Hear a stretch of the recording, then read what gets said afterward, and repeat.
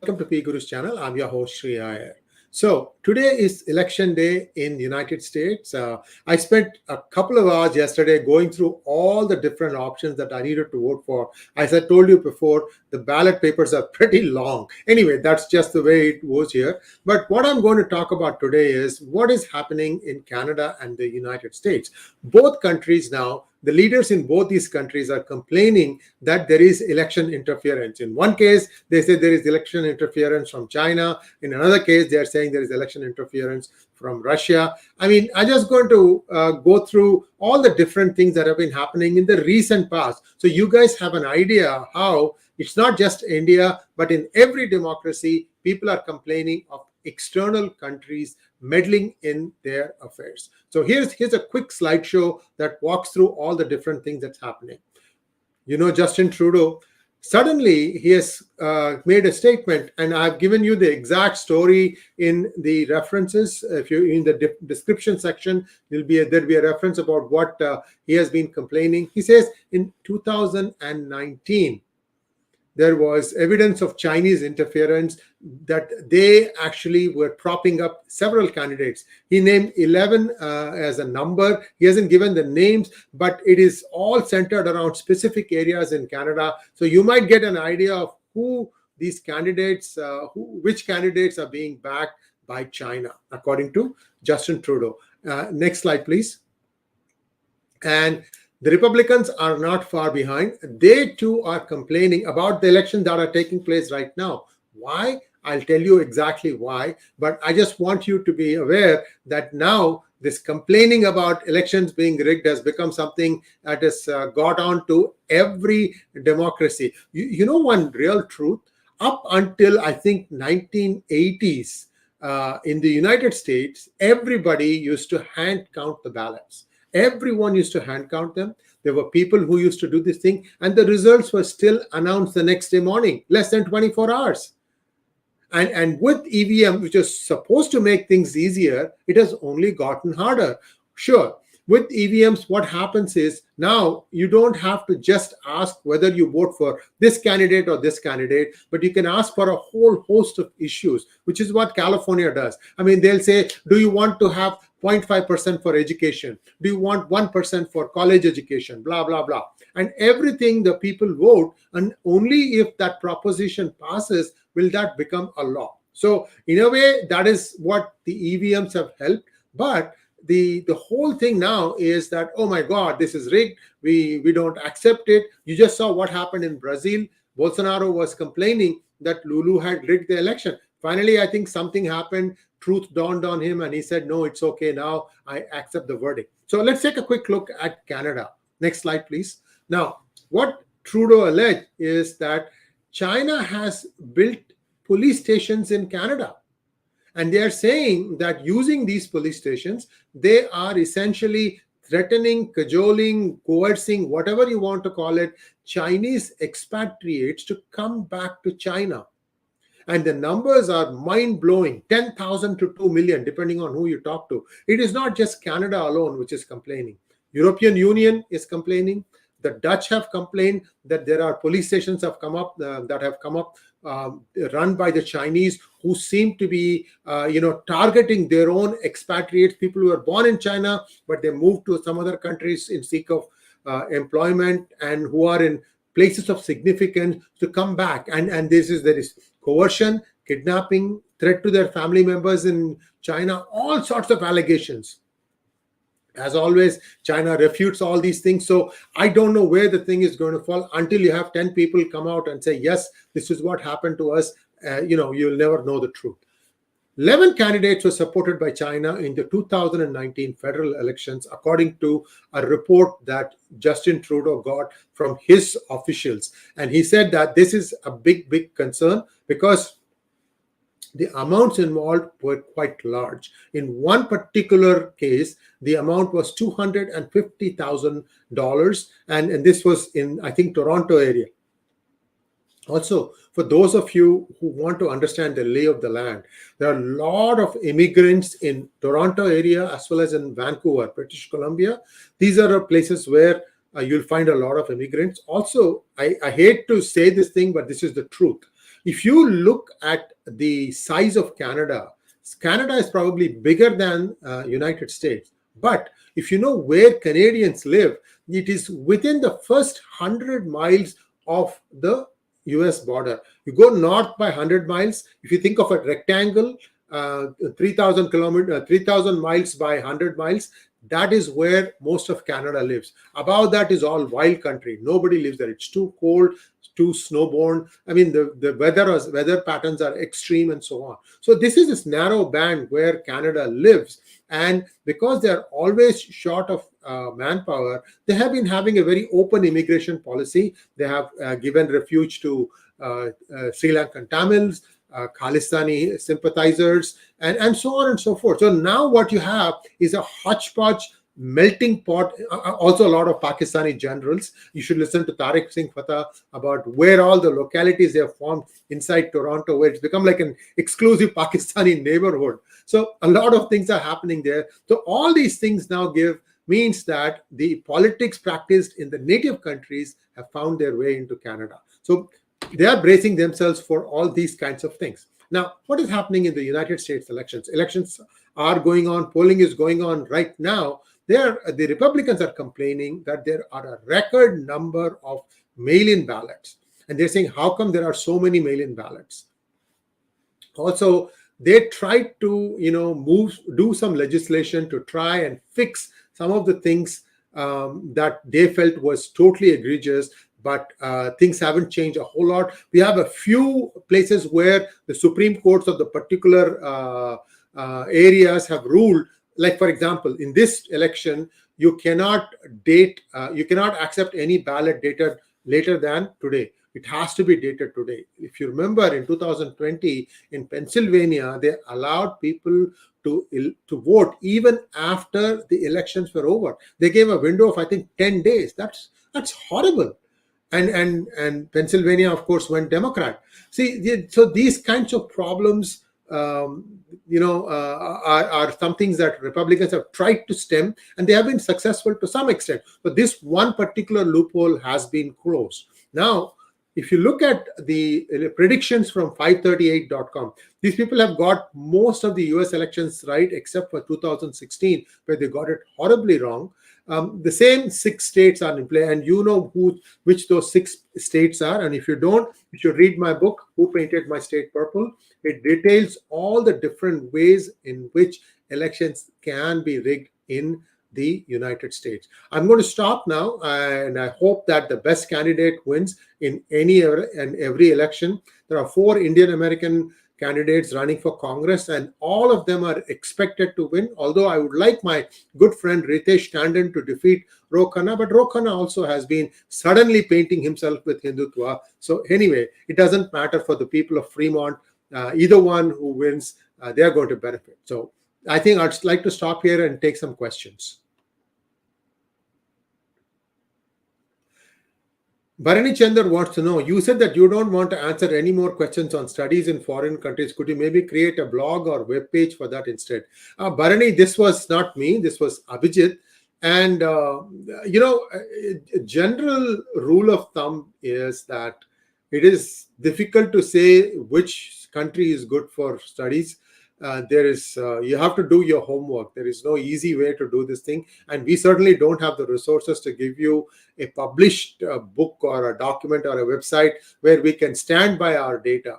There are certainly a lot of books available. If your children are planning on coming to the United States, the embassies have a USCIS information service desk where they'll give you a bunch of brochures, and also on the web you can see university rankings, and then you can go through those rankings on the subject topic that is of interest to you to know which one is good for you.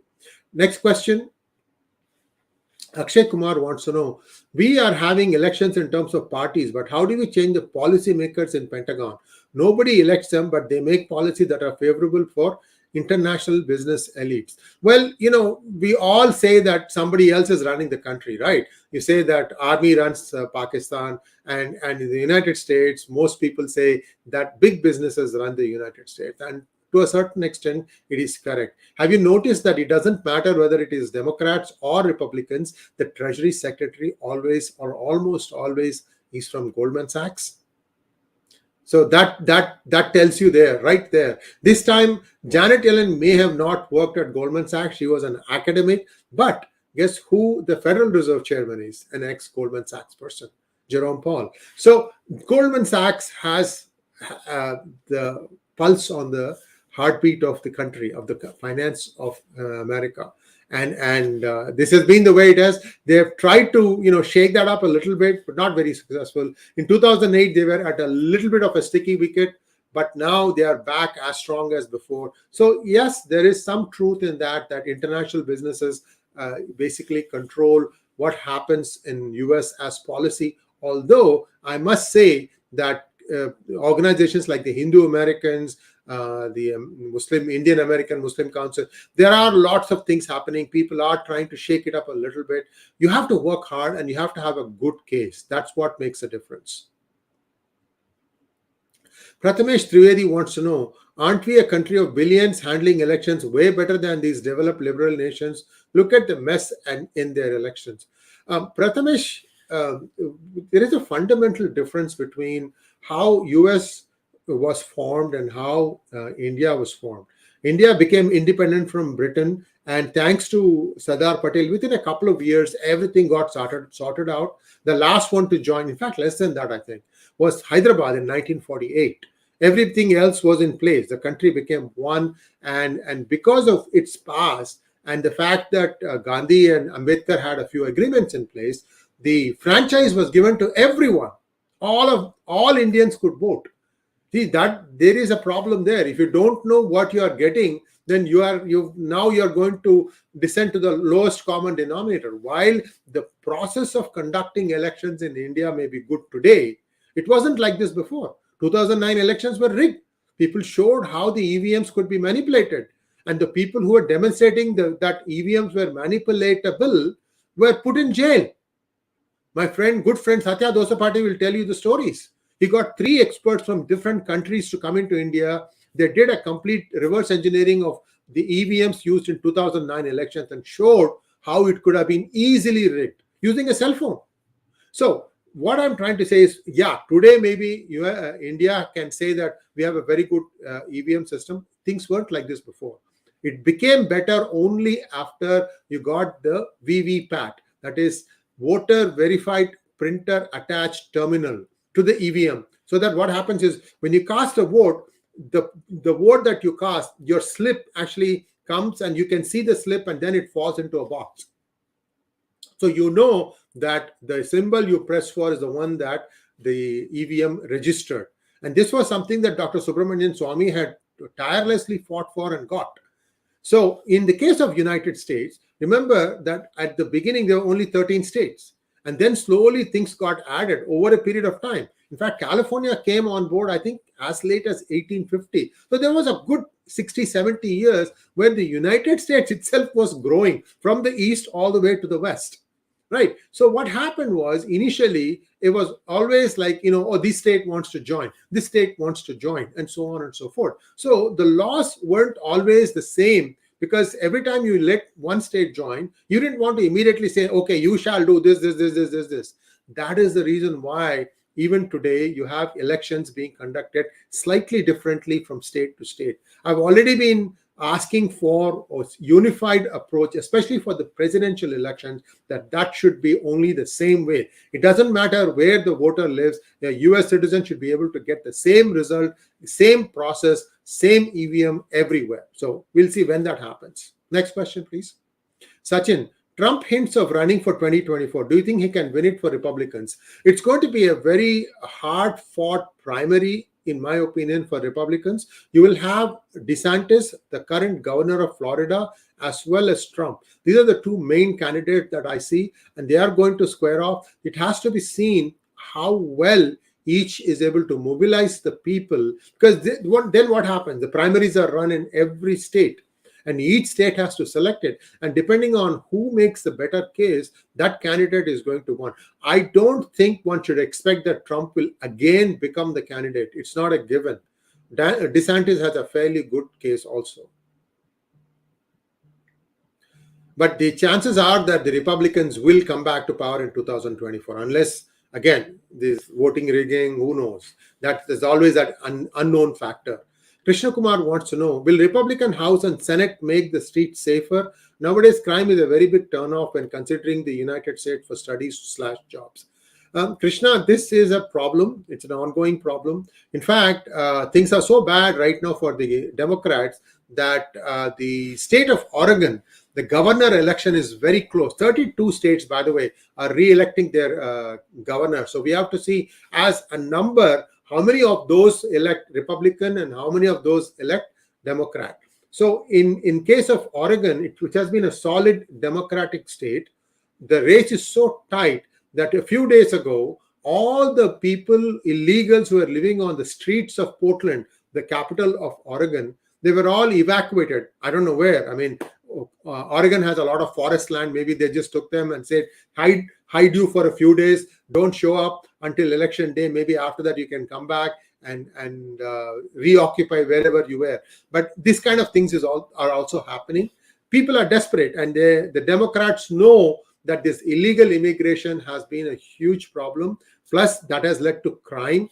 Plus, the BLM movements got out of control. Many other people came in and hijacked it. So all these things are all adding up. And I expect that some legislation will happen. However, landmark legislation won't happen because the president has veto power.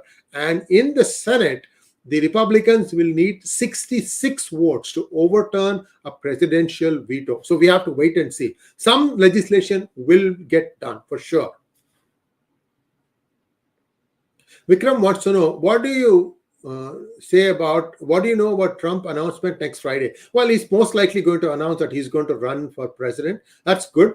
Because see, what happens is when you have more candidates from the Republicans, throwing their hat in the ring, you get to understand each one's perspectives, where do they stand on issues, how they wish to lead the country, what is their vision, and so on and so forth. As far as Trump is concerned, he'll probably say it is unfinished business, that China needs to be reined in.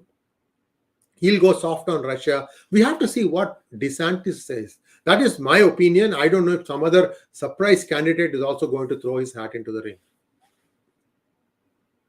Chirag wants to know, if Elon Musk says 80% wealth comes from China via Tesla, and the fact that Neuralink provided net to Ukrainians, what is one to make out with the Twitter buyout? Why are right-wingers happy? Chirag, I wouldn't be very happy, because to me, I'm surprised at a person who did not want to pay even $1 billion for walking away from what he said was a bad Twitter deal, suddenly changes his mind, doesn't crib about the bottom line, pays up the $44 billion, and now goes about hacking and laying off people left, right, and center.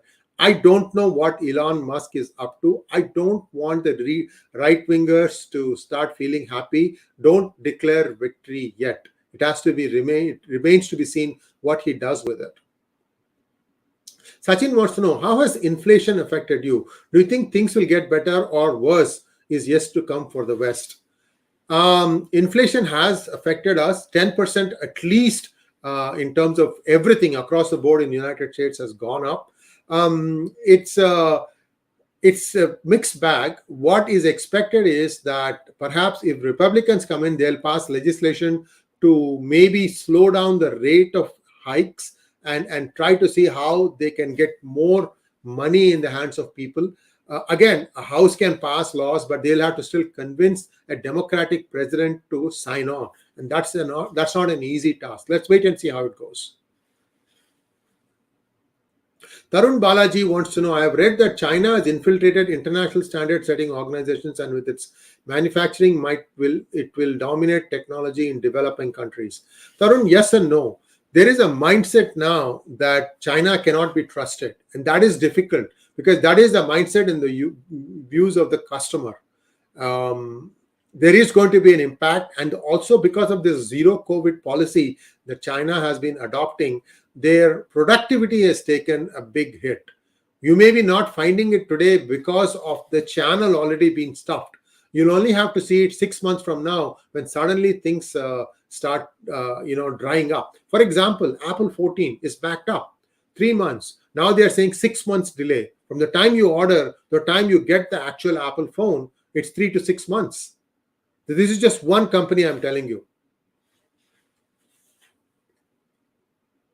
Sanjeev Mahajan wants to know, misleading even without VVPAT, no hacking was ever possible by net or mobiles as these are standalone EVM. Please correct yourself. BS. Sanjeev, I'm sorry to disagree with you. These were, which hole did you crawl into?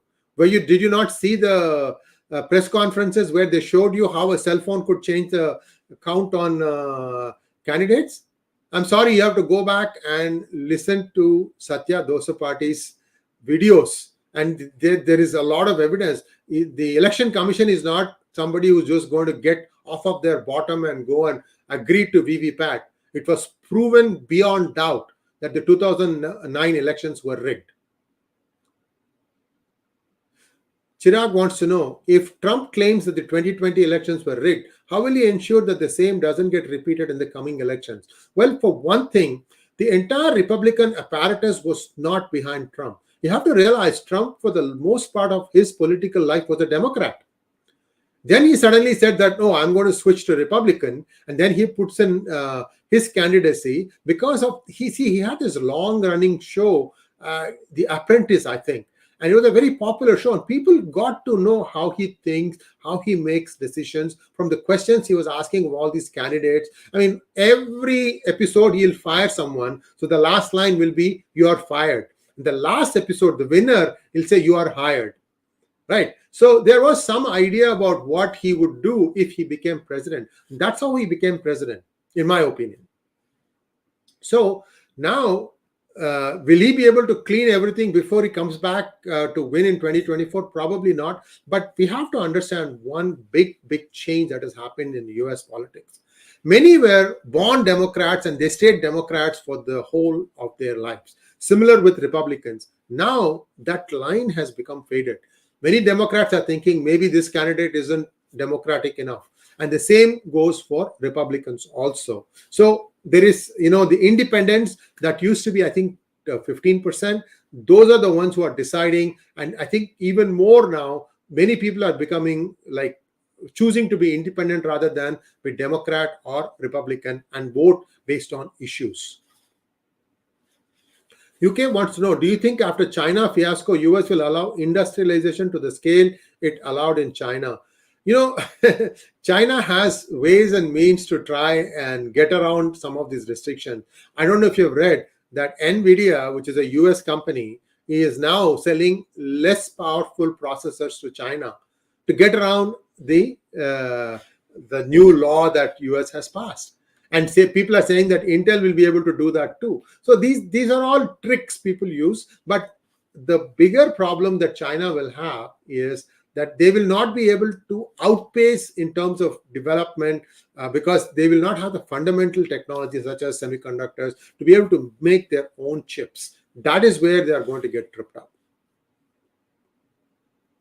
Prathamesh Trivedi wants to know, US is losing on strong leadership. I saw your video on US dollar strength, but considering how the leadership is getting weaker with Saudi and other nations acting against it, is this the start of a downfall? US is on the downswing. However, if you look at that presentation, the data says that in times of doubt, every country will look at the US dollar as a safe currency. And other options have a long way to go. Euro was one. And when Euro tried to become a big threat, such as Saddam Hussein saying that I will take euros for my crude, well, you know what happened, what US did. So that is the thing. You're still looking for at least 2 to 3 decades before US is going to cede that leadership for the world. UK wants to know, do you think Abhijit's view that India won't even reach 5 trillion GDP justified? No, yes and no, because the calculations sometimes change. if you look at the database presentation that Sridhar Chityalaji gave, that one says that India will be number 2 in PPP. Number 1 will be China, number 2 will be India, and number 3 will be United States. So already in PPP, China is number 1. These things can change quickly, though. China might not be number 1 anymore. US might come back to number 1 in PPP. It's not an exact science. But if India can start exporting big, and some of the big things are like pharma, crude exports, like, for example, import crude, refine it, and send it out. That's exactly what China did. China always got raw materials from all its neighbors, put cheap labor on the product, finish the product, and send it out to the other countries. That's how they became so big. So there's no reason why India cannot repeat that. But it takes a lot of work. A lot of bureaucrats have to get rid of their socialist mindset, or at least retire and get out of the way before India can accomplish that. Krishna Kumar, Trump is better for 2024 than DeSantis, as he has only 1 term remaining. He doesn't have to worry about getting re-elected. He will push through his agenda without worrying about the blowback. Krishna, I'm not so sure about it. I think you can. Well, anyway, it doesn't matter. Trump is going to be probably 78 in 2024, and it depends upon a lot of other things as to what he's going to be able to get done and not done. We don't know, for example, in 2024, it will be a majority in the House as well as in the Senate if Trump becomes the president. So all three, if they are the same party, a lot of things get done. Otherwise, there's always going to be give and take. And Trump has been a little bit difficult to get along with. You know the powwows that he had with Nancy Pelosi. In fact, with his own party people like Mitch McConnell. So it's going to be interesting if Trump comes back, what kind of a Republican structure he is going to work with. Cafe Domus wants to know, do you follow Tim Pool or Timcast IRL? If yes, who in India has a podcast with such a diverse list of guests? I think you are referring to Bloomberg, maybe. I used to listen to it. I thought it was Tom Keane, though. If it is not that, then I don't know Tim Pool. I haven't heard. Well, P Gurus comes close. We bring a whole slew of artists and specialists. So, and we keep trying. Next, Paramveer Singh wants to know, how successful is Make in India? Manufacturing contribution to GDP lingering below 14% for last 15 years, while it touched 18% in the 90s. Paramveer Singh, the main thing that India lacks is a place where ideas can get funded. The VC ecosystem still is flawed. The stock market is also flawed.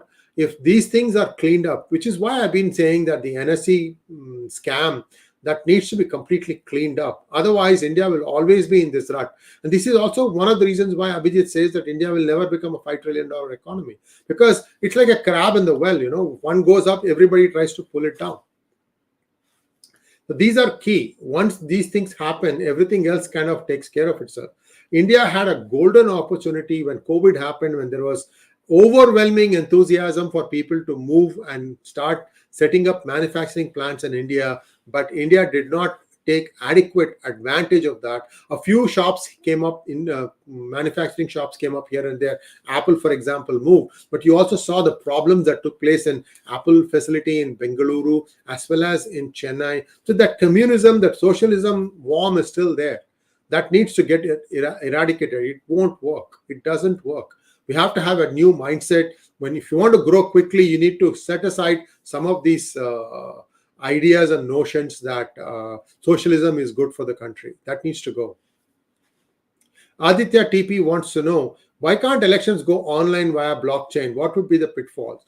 Aditya, there are no pitfalls except if blockchain itself gets hacked. However, so far it has not been hacked, as evidenced by Bitcoin.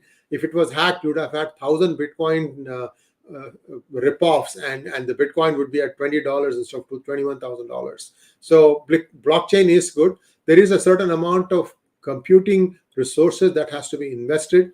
But I have already dealt with this at length 1.5 years ago, whether it was on P Guru's channel or on VHS India channel, about the advantages of using blockchain. You can sit at home and vote. You can change your vote any number of times you want. The last vote you cast before the election day is your final vote. And you can also make sure that 100% voting gets done. It can also make sure that it is you who voted. A lot of things can be done. It's one-time investment. I don't know if any government has a political will to do it. Vikram, Abhijit says Chinese weapons are not good and weak, but Americans are afraid of Chinese. Vikram, I don't think so. We have to see, so far in the Ukraine-Russia conflict, you haven't seen a lot of Chinese arms being in play. It's only Russian arms and ammunition, and those have been exposed badly. So we don't know how good or bad the Chinese weapons are. Certainly know that some of those things are not as good as they think they are, because they haven't really fought a war. So you don't get that actual on hands experience. So we have to wait and see what kind of arms and ammunitions China comes up with. This will be their first time around, so they'll make some mistakes too. False prestige. If Russia is not against China or pro-China and Russia is behind Trump's election, Trump sanctioned Chinese companies. I guess same he did for Russia. Well, see, this is it has never been proven. The Democrats have been in power for 1.5 years. They could not prove beyond doubt that the 2016 elections were indeed influenced by Russia to get Trump elected. Many theories were floated, but nothing conclusive. And the US judicial system, once you give it the actual proof, it does act in a timely manner. Why did it not happen? That's the question. Same way in 2020, whatever be the complaints that the Republicans placed at the feet of the Democrats, they have not been able to get one single victory that, yes, in this particular county, it was indeed rigged. These were the reasons. All we are going by is guesswork, and now we're trying to shut some of the obvious loopholes. That's what has happened for the 2022 elections. But beyond that, it's a convenient thing. If you lose, you can always blame it on some other country. Then it is, neither side will try to prove it. It'll be business as usual. Chirag wants to know, I heard an American political analyst. I won't take any more questions. I have another program coming up. I heard an American, thank you so much. Let's just take this last question because I already had it. Chirag, I heard an American political analyst say that the reason Indians are heading big tech is because all Americans are drowning in drugs. Is that bad? Will their immigration policies work? Chirag, that's not true. I don't think all Americans are drowning in drugs. These are all, oversimplification. It's not that. America is successful because it puts meritocracy at the very top. If you are good at what you do, then you are recognized for that. Nothing else. And don't think that, Indians are doing something different. No, it's just that they are good at what they're doing. Tomorrow, some other countrymen could be doing this. For the longest time, you had many CEOs from Europe come and do very well in US. The point here is meritocracy rules first. If you are good at what you do, and if the board decides that you are the best person to provide the vision for the company, then you get the job, and you get judged very, very harshly if you fail. A lot of Indian-born CEOs also didn't do well. Vikram Pandit for Citigroup. So I'm just saying that it's not like it's not a bed of roses for everyone. There are a lot of challenges. Thanks for watching, guys. Please like, share, and subscribe to our channel. And don't forget to click on the bell button for notifications. Namaskar.